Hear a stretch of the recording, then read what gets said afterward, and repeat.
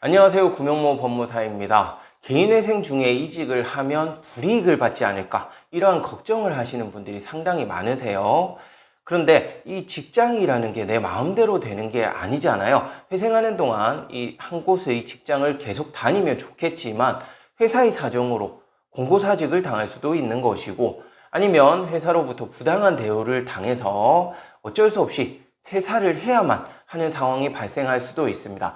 이렇게 회생 중에 직장을 이직하게 되었을 때 어떠한 불이익이 발생할 수 있고 주의사항은 어떤 것이 있는지 설명드릴 테니까 이번 영상 꼭 참고하시기 바랍니다.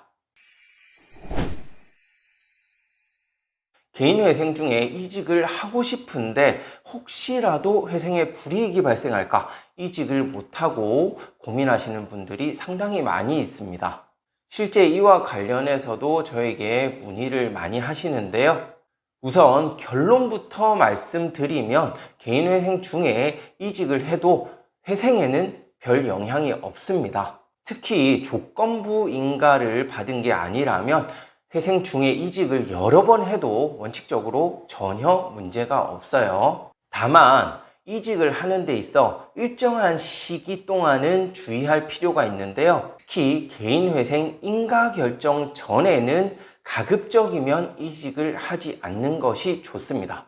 만약 인가 결정을 받기 전에 이직을 하게 되고 이 사실을 법원에서 알게 될 경우에는 조건부 인가 결정을 받을 가능성이 아주 높아지거든요. 그러면 조건부 인가 결정을 받은 후, 즉 변제금을 납부하다가 이직을 하게 될 경우 어떤 주의사항이 있는가 하면, 조건부 인가 결정의 내용 중에서도 이직 및 소득 신고 의무가 부과된 경우에는 이 이직에 있어서 조심할 필요가 있습니다. 이직 및 소득 신고 의무라 하면 말 그대로 내가 이직을 하거나 회생 중에 사업을 하거나 이러한 소득 구조에 변경이 있을 경우에는 법원에 그 사실을 신고하도록 하는 것이거든요. 그리고 소득 신고 의무는 말 그대로 1년에 한 번씩 소득 변동이 있는지를 신고하는 거예요. 이렇게 이직 및 소득 신고 의무가 있을 경우에는 이직을 하게 되면 그 이직 사실을 신고를 해야 되는 것이고, 소득 변동이 있으면 변동 사실을 또 신고를 해야 됩니다.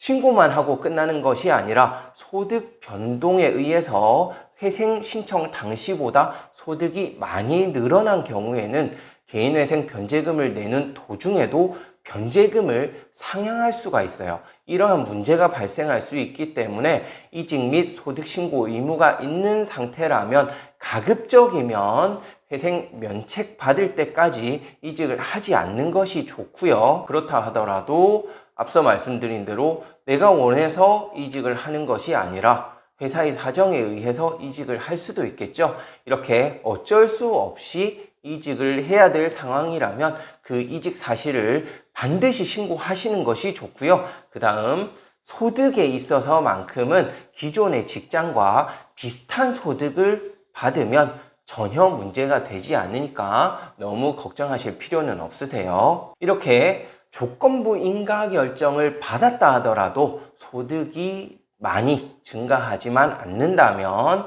특별히 문제될 건 없으니까 이러한 사실을 법원에 신고만 잘하면 되겠습니다. 이렇게 이직 및 소득 신고 의무가 있는데도 이러한 사실을 그냥 묵과하고 신고를 하지 않을 경우에는 나중에 면책 결정을 받을 때 불이익이 발생하니까 이런 조건부 인가에 대해서는 반드시 그 조건을 이행하는 것이 중요합니다. 이렇게 조건부 인가 결정을 받지 않았다면 이직을 여러 번 하더라도 소득이 늘어나더라도 원칙적으로 회생을 하는 데는 전혀 지장이 없는 것이 맞고요.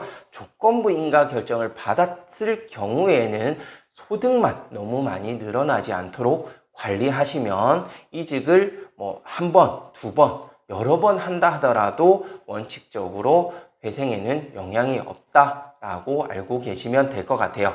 네, 이번 시간에는 개인 회생 중에 이직을 하면 어떤 주의사항이 있는지 설명드렸는데요. 이번 영상 보시고 또 궁금한 사항이 있으시면 제가 매주 수요일 밤 10시에 진행하는 유튜브 라이브에 참여하셔서 질문 남겨주시거나 위 번호로 연락 주시면 제가 설명드리도록 하겠습니다. 이상 구명모 법무사였습니다. 감사합니다.